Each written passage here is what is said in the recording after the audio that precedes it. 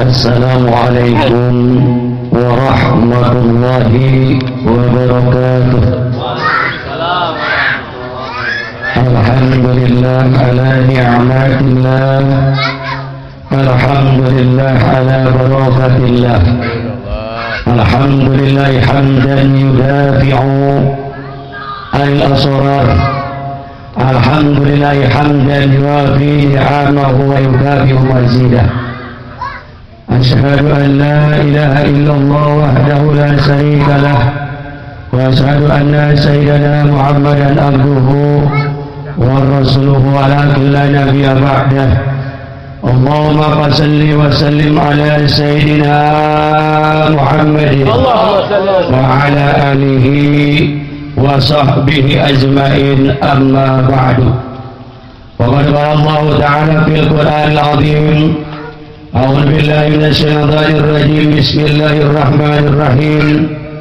وأتموا الحج والعمرة لله.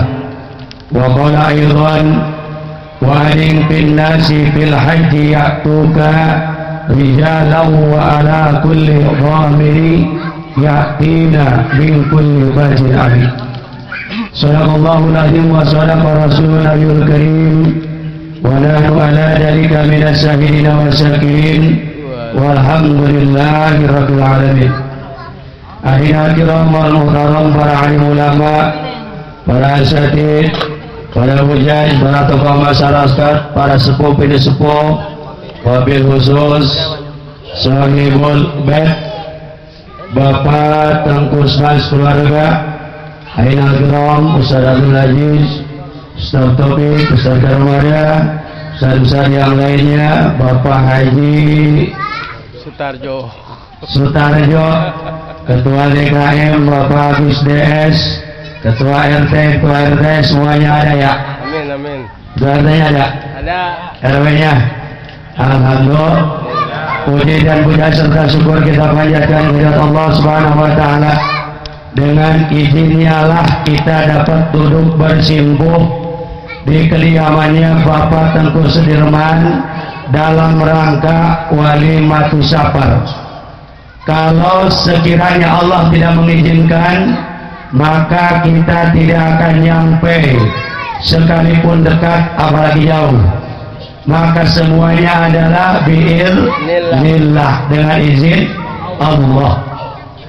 Dan Allah selalu mengantar kepada hamba-hambanya, baik hamba yang taat maupun hamba yang durhaka. Diantar sama Allah. Di dunia apapun diantar sama Allah, diperturutkan sama Allah. Orang mau beriman diperturutkan, orang mau kafir diperturutkan. Kahayangan awan, maunya apa? Turutin sama Allah. Orang baik diperturutin, dipersiapkan dengan pahalanya. Orang jahat pun juga diperturutkan, tapi disiapkan dengan dosanya. Inilah alam dunia. Tinggal kita, pinter-pinternya kita memilih dan memilah, dan tergantung dalam keimanan kita. Tentunya keimanan kita berkaitan dengan keilmuan kita dalam agama.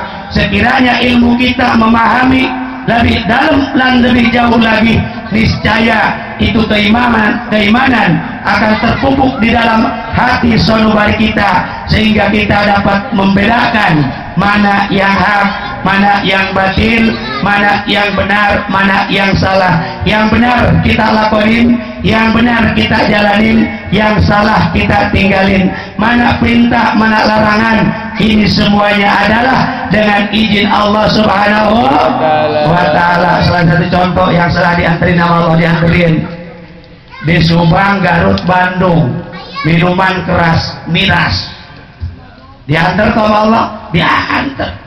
Maunya miras tak, minuman keras. Campur ya. Lagi. Di situ undang-undang minuman keras. Gara-gara minuman keras yang murah, maka jadi lenyap nyawanya. Berarti yang mahal boleh dong. Ya yang mahal yang murah di situ ya. Gara-gara minuman keras yang murah, maka dia jadi meninggal dengan asbab. Berarti kata orang pemabok, yang mahal boleh dong. Kalau yang dicampur nggak boleh. Yang dicampur obat nyamuk, yang dicampur sari puspa nggak boleh. Berarti kalau whisky doang boleh dong. Yang nggak boleh, yang dicampur yang nggak boleh, yang dicampur boleh. Semuanya padahal nggak boleh. Tapi yang mau diantar, lu mau apa? Bandel lu. Akhirnya yang mabok isdep modal, Islam kafir, neraka diantar sama Allah. Tapi ada tempatnya betul. Orang yang beriman kagak mabok, masuk ke masjid, majelis taklim, beriman, qoid, mati, isdep, beriman, surga diantar sama Allah. Hei, cek Allah, siap mereka mana kuat diperturutkan. Silahkan mau ke surga, silahkan ke neraka, silahkan. Oh, semua izin Allah diizinin. Ya, dunia tergantung kitanya nih, memilih ya. Hadirin kaum muslimin rahimahullah yang dimuliakan oleh Allah Subhanahu wa taala. Begitu juga ini dalam perjalanan walimatus safar. Ada walimatus safar yang baik, ada walimatus safar yang buruk. Emang ada yang buruk, ada. Walimatus safar kemana yang buruk? Ke bioskop oh depan nonton wayang golek ya, Taman Safari ini udah istana depan. Itu walimatus safar. Arti walimah mengumpulkan orang. Wasifar bepergian, wasafar bepergian, bepergi kemana? Nonton inul. Nah, ini walimatus safar yang jelek. Walimatus safar yang jauh, ada yang buruk, ada yang jelek, ada yang buruk. Tidak sedikit umat Islam melaksanakan haji, benar Pak? Tidak seluruh umat Islam yang melaksanakan umrah, benar? Kagak. Banyak yang buruk, banyak yang nyimpang. Makanya kalau sekarang ditutup tuh, itu masih lokasinya di daerah Mekah, itu ada yang tempat mandinya si Korun. Tuh, orang pergi haji sono ngadon mandi di tempat pemandian Korun di sono tuh. Jadi kesono mau ibadah haji, bukan ngapain, pengen nyupang doang. Makanya ibadah haji, orang mau ibadah haji dia mah di hotel tidur. Iya, pulang Pak Haji aja. Banyak. Orang yang umrah juga banyak, begitu banyak. Nah ini mudah-mudahan walimatus safar yang lurus. Makanya watimul hajja wal umrata karena Allah, ibadah karena Allah dengan hati yang tulus lillah. Haji umrohnya karena Allah, berangkatnya karena Allah, di perjalanannya karena Allah, sampai ke sana karena Allah. Hanya Allah yang dituju. Lillah min ridhaillah, hanya keridhaan Allah, hanya keridhaan Allah, yang lainnya tidak. Tujuan utama untuk beribadah, luruskan niat dengan niat yang lurus, hati yang ikhlas. Walimatus safar. Dia yang baiknya, itu yang baik, yang buruknya seperti tadi itu. Dia ada nyupang doang ke sana, padahal di Indonesia juga banyak tempat nyupang, banyak di Indonesia. Gunung Kawi tempat nyupang. Mana lagi? Gunung Kemukus. Yang sekarang tuh tempat rekreasi ditutup itu tempat nyupang Pangeran Samudra di sana itu. Nah, itu tempat nyupang tuh. Banyak orang Pekalongan, Dewi Lanjar. Lu tahu tuh tempat nyupang. La ilaha illallah. Ya. Subhanallah. Banyak. Ya, lu sampai sono. Itu kalau emang memusyrik, dosanya bukan luar biasa lagi itu. Bukan neraka lagi. Neraka udah dapat, udah aja udah. Iya, Allah ya Rabbana. Subhanallah. Dalam walimatus safar ialah melaksanakan umrah. Sunnah umrah. Mulai daripada walimatus safar, mungkin manasiknya udah dipelajari. Ya. Manasiknya udah dipelajari. Ini untuk melengkapi aja dan untuk mengingatkan, bagi-bagi ilmu dan pengalaman untuk yang lainnya, dan mudah-mudahan bermanfaat. Kira-kira kita berangkat jam berapa besok? Jam 1 malam ya. Jam 1 malam dari rumah udah diperkirakan. Berapa jam di perjalanan sampai bandara? Di rumah udah siap-siap pakaian. Ketika kita jam 1 akan keluar dari rumah naik kendaraan, maka pakaiannya udah rapi, pakai wangi-wangian, dan kemudian kita melaksanakan sholat walimatus safar. setelah sholat walimatus safar 2 rakaat, surahnya kuliah makul aja, kuliah makul, gak usah banyak kerepotan, yasin mau waqiah kerepotan, kuliah makul, salam kita doa. Setelah doa kemudian kita sampai ke dekat pintu, jangan keluar tuh, bacain dulu dengan sholawat apa? Sholawat dustur, bukan sholawat gusdur, bukan sholawat gusdur, sholawat dustur, bacain. Terhadap Ustaz Taufik belakang ya, dianterin, doain baca itu sampai keluar rumah. Orang yang akan berangkat aja ke rumah, berangkat umrah, sampai itu keluar curugan air, sunnah untuk menggambar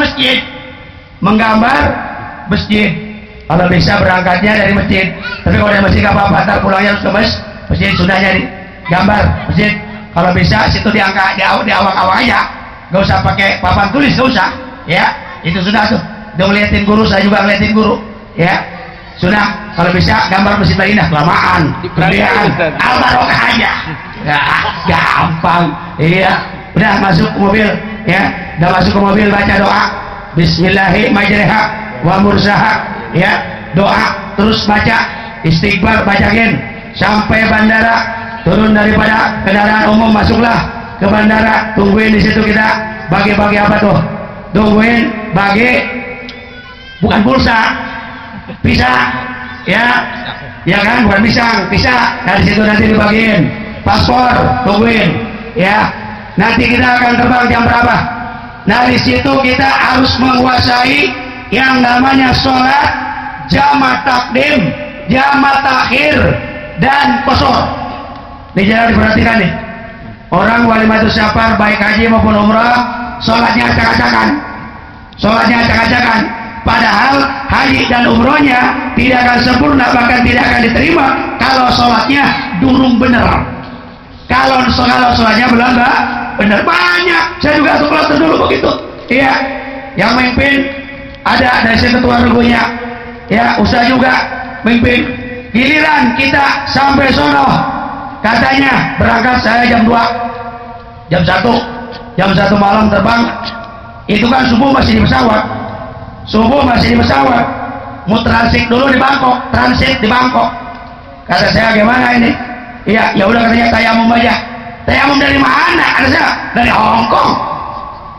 Tayamum katanya itu di kap pesawat. La ilaha illallah, kagak ada bunyi itu di pesawat, kata bu. Bagaimana ada debunya. Nanti kalau kita turun, masuk orang yang membersihkan, disudot, dabunya disudotin ya. Dan begitu kalau menurut madhab Imam Syafi'i, andai kata kita juga ada tanah, kalau yang di atas angkasa kagak nempel ke tanah, itu pesawatnya kagak sah kita tayamum ya. Kalau madhab yang 3 boleh, kalau madhab yang 3, kalau Imam Syafi'i gak bisa tayamum. Lalu bagaimana tuh? Kita subuh udah masuk, itu kita sholat lihurmatil waktu, lihurmatil waktu, sholat subuh lihurmatil waktu, udah duduk aja di kursi. Dan begitu nanti sampai misalkan transitnya kemana, sampai jam 8 nanti turun tuh, di situ turun, kita istirahat dulu, ngisi bensin dulu, kemudian kalau karena kita tuh sholat, buru-buru ambil air wudhu, sholat subuh di situ kita. Tuh begitu tuh ya, kita sholat subuh yang tanya lihurmatil kodok subuh di situ. Ada kodok. Nahnu nu'maru bi qada'i shaum wala nu'maru bi qada'i sholat ya. Itu yang tidak ada kodok sholat bagi perempuan yang lagi haid, lagi wiladah, lagi mencret mah ya kagak termasuk ya.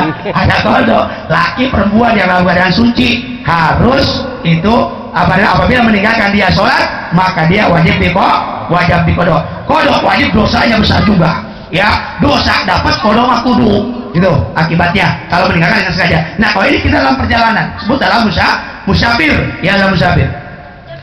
Nah, dari situ kita terbang lagi sampai tempat nanti, sampai Solo kita terbang lagi, nyampe jam 10 malam. Nah, semuanya kita niat di pesawat ya, di pesawat itu adalah sholat jamaah takhir ya, jamaah takhir semuanya. Bagaimana jamaah takhirnya? Nanti dohor ke asar, maghrib ke isya, karena kita baru transit, baru turun jam 10 malam tuh di Jeddah tuh ya. baru turun jam 10 malam kita di Jeddah ngurusin paspor segala macam. Nah itu masih banyak orang yang kagak buru-buru wudhu sampai tempat, ya kagak buru-buru, akhirnya kena capek di pesawat, rebahan udah, iya mana yang ngorok, kok kayak ngorok, ada sholat kapan? Sholat, bersolat. Ya kalau orang yang lain mah masa bodoh, cuma saya sama Pak Jito alhamdulillah, saya teng Pak Jito, sholat kita, ambil air wudhu, sholat. Bagaimana mau ibadah kita umroh, haji, kalau sholatnya kita benar-benar, ayo kita sholat, begitu. Kalau kita tahu, kalau kagak tahu, udah acak adul udah.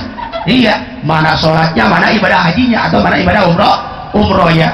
Tuh kita udah sampai Jeddah, turun Jeddah, periksa paspor semuanya, ya kita masuk ke terminal bis tuh, turun Jeddah. Di situ tulisannya selamat datang, ada tulisan selamat datang. Jadi bahasa cuma 3, masuk Jeddah udah Mekah tuh.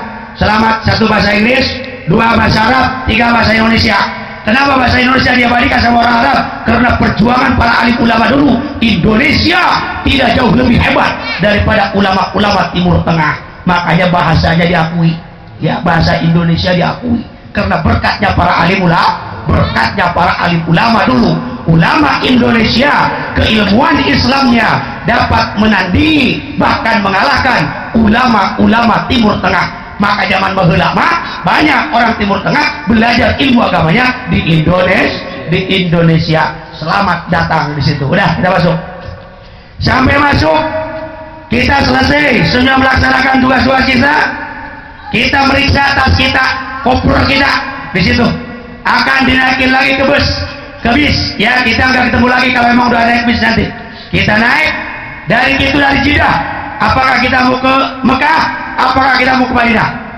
Kalau ke Mekah dan Jeddah cuma 3 jam, tapi kalau ke Madinah 11 jam setengah.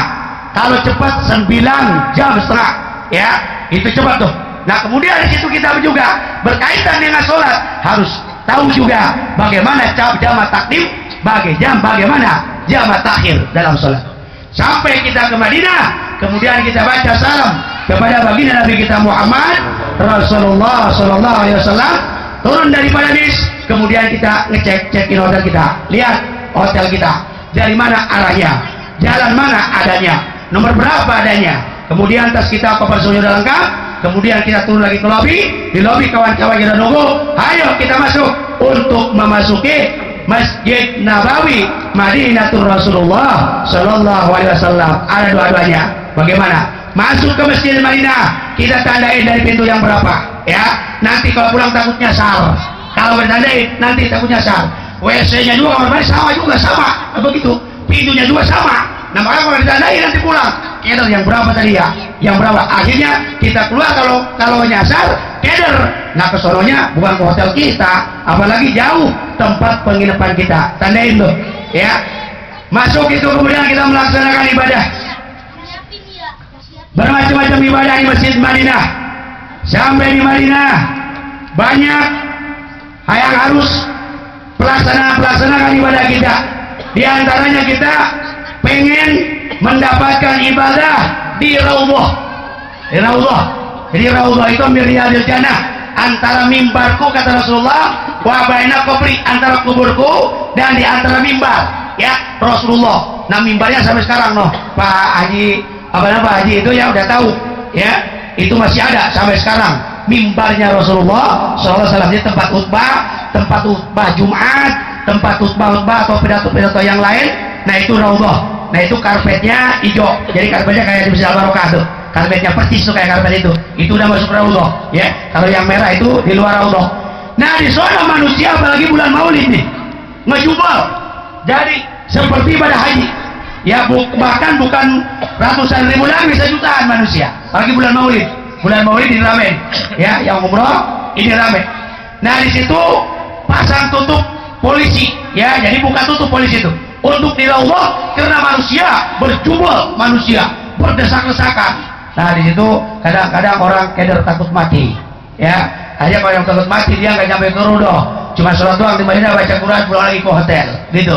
Nah kalau kita liatin lillahi ta'ala, kita liatin antrian yang keberapa nanti buka polisi itu manusia. Nah di situ usahakan jangan sampai jatuh di situ, innalillahi ya, jatuh di situ innalillahi. orang sono gak bikin nyawa orang, injak terus, injak semua, ya, modal udah di situ.